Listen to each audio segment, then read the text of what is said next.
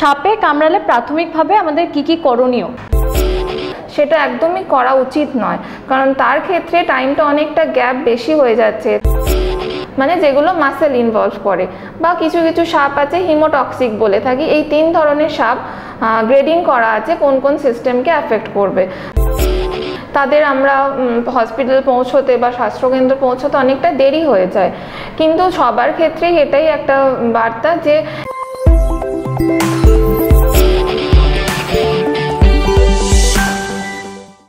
আমাদের সাথে রয়েছেন doctor Moumita Ghosh, assistant professor, department of medicine. আমাদের আজকের প্রথম প্রশ্ন হলো, সাপে কামড়ালে প্রাথমিকভাবে আমাদের কি করণীয়? হ্যাঁ, প্রথমত বলি, এখন সবসময় আমাদের দেখছি চারিদিকে বৃষ্টি হচ্ছে, জল সবসময় জমছে।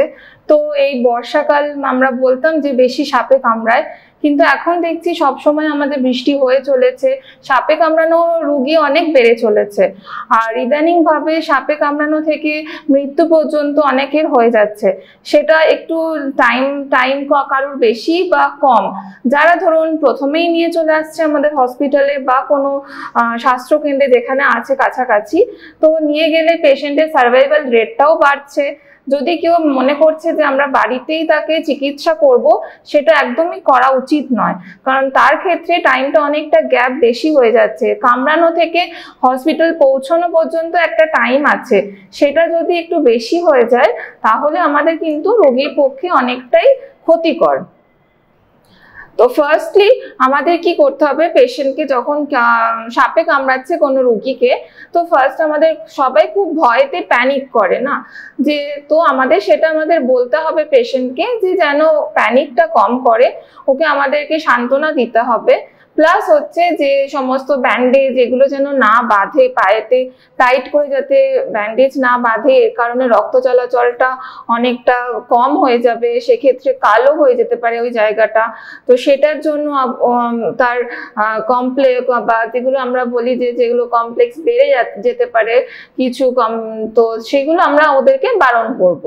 ঠিক আছে। আর আমাদের পেশেন্টকে তাড়াতাড়ি হসপিটাল রেফার করতে হবে, যেখানে অ্যান্টি স্নেক ভেনাম AVS বলি, অ্যান্টি ভেনাম স্নেক অ্যাভেলেবেল আছে, সেই মানে হসপিটাল বা স্বাস্থ্যকেন্দ্রে আমাদের পেশেন্টকে তাড়াতাড়ি রেফার করে দিতে হবে। এইগুলোই হচ্ছে আমাদের প্রথমত করণীয়।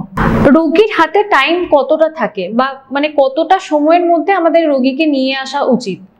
হ্যাঁ, সেটা হচ্ছে মানে সঙ্গে সঙ্গে আমরা যতটা আর্লিয়েস্ট পারবো রোগীকে আমরা হসপিটালে নিয়ে আসবো, কারণ যত আমরা টাইম ওখানে ডিলে করব, আমরা ধরুন এই সাপে কামড়েছে, কেউ বলবে টাইট করে ব্যান্ডেজ বেঁধে দিতে, কেউ বলবে আরো কিছু অন্য কিছু উপায় করতে, এটা করতে, তো সেটা আমরা কখনোই করব না। যেই দেখবে যে সাপে কামড়েছে তাড়াতাড়ি সঙ্গে সঙ্গে হসপিটাল নিয়ে আসতে হবে, সেটা হসপিটালই হোক কি স্বাস্থ্যকেন্দ্র, যেটা তার বাড়ির কাছে অ্যাভেলেবেল আছে, যতটা তাড়াতাড়ি আমরা পৌঁছতে পারবো রোগীকে নিয়ে সেটা আমরা করব, যাতে আমরা রোগীকে বাঁচাতে পারি। কারণ বিভিন্ন ধরনের সাপ আছে, আমরা জানি কোনো সাপ নিউরোটক্সিক, মানে যেটা নার্ভাস সিস্টেম আছে আমাদের শরীরে সেটাকে এফেক্ট করে, কোনো সাপ আছে যেগুলো হচ্ছে আমরা বলি মায়োটক্সিক, মানে যেগুলো মাসেল ইনভলভ করে, বা কিছু কিছু সাপ আছে হিমোটক্সিক বলে থাকি। এই 3 ধরনের সাপ গ্রেডিং করা আছে কোন কোন সিস্টেমকে এফেক্ট করবে। তো হিমোটক্সিক সাপ যেগুলো আছে সেগুলো ধরুন কোনো ক্ষেত্রে রক্ত বেরোচ্ছে, খুব বেশি মাড়ি থেকে রক্ত পড়ছে, কিংবা আমরা ইউরিনের সাথে রক্ত পড়ছে, এরকম অনেক ক্ষেত্রে রোগী পায়। তো আমাদের একদমই এগুলোর ব্যাপারে টাইম নষ্ট করা যাবে না। আমরা সবাইকে এটাই বার্তা দেব, যাতে যখনই সাপে কামড়াচ্ছে, যাকেই কামড়াক, বাচ্চা হোক কি বড় মানুষ হোক, যত তাড়াতাড়ি সম্ভব আমরা একটা ডক্টরের কাছে নিয়ে যাব, সেখানে ওনার ম্যানেজমেন্টটা তাড়াতাড়ি ভাবে শুরু হবে, এবং যত তাড়াতাড়ি আমরা ওই AVS মানে অ্যান্টিভেনাম স্নেক যেটা আছে সেটা দিতে পারবো, তত তাড়াতাড়ি পেশেন্টের রিকভারি রেটটা বেড়ে যাবে। আমরা দেখতে পাই গ্রামের দিকে যারা বসবাস করছে তাদের আশেপাশে কোনো হসপিটাল বা চিকিৎসালয় থাকে না, তো সেই ক্ষেত্রে তাদের প্রাথমিকভাবে করণীয় কি? হ্যাঁ, অনেকেই রিমোট এরিয়াসে থাকে, অনেক রুগী, তাদের আমরা হসপিটাল পৌঁছতে বা স্বাস্থ্যকেন্দ্র পৌঁছতে অনেকটা দেরি হয়ে যায়। কিন্তু সবার ক্ষেত্রেই এটাই একটা বার্তা যে ওখানে আমরা ফার্স্টেই যদি সাপে তাকে কামড়ায়, আমাদের সেটা আইডেন্টিফাই করতে হবে যে কোন জায়গায় কামড়েছে।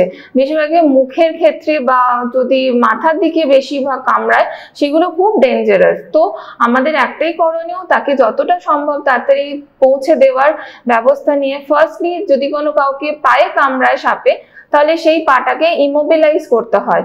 মানে যেরকম আমাদের পা ভেঙে গেলে আমাদের পাকে রেস্টে রাখতে হয়, কোনো কিছু একটা সাপোর্ট দিয়ে পাটাকে ইমোবিলাইজ করতে হবে, যাতে সেই জায়গা থেকে বিষটা বেশিরভাগ শরীরে না ছড়িয়ে যায়। তো আমাদের এগুলো কিছু আছে ফার্স্ট এড মেজার্স, যেগুলো আমরা বলে থাকি, এগুলো করতে হবে। একটা কারো ওখানে যদি কোনো টিটেনাস ইনজেকশন সঙ্গে সঙ্গে দিয়ে দিতে হবে। সাপে কামড়ালে একটা টিটেনাস ইনজেকশন অবশ্যই জরুরি, যাতে বেশি জীবাণুটা যেতে বেশি না ক্ষতিকর হয়ে যায়। তো যখন যাই হোক, যদি কেউ বলে যে আমার কিছু হচ্ছে না বা আমার কোনো অসুবিধা নেই, কিন্তু সাপে কামড়ালে আমাদের ফার্স্টলি হসপিটাল তাকে নিয়ে যেতেই হবে, কোনো স্বাস্থ্যকেন্দ্র বা তাকে পৌঁছে দেওয়ার ব্যবস্থা করতে হবে। বাড়িতে বসে এই চিকিৎসা করা একদমই উচিত নয়। আমাদের সাথে এতক্ষণ ছিলেন ডক্টর মৌমিতা ঘোষ। ডক্টর, আপনাকে অনেক অনেক ধন্যবাদ। ধন্যবাদ, থ্যাংক ইউ।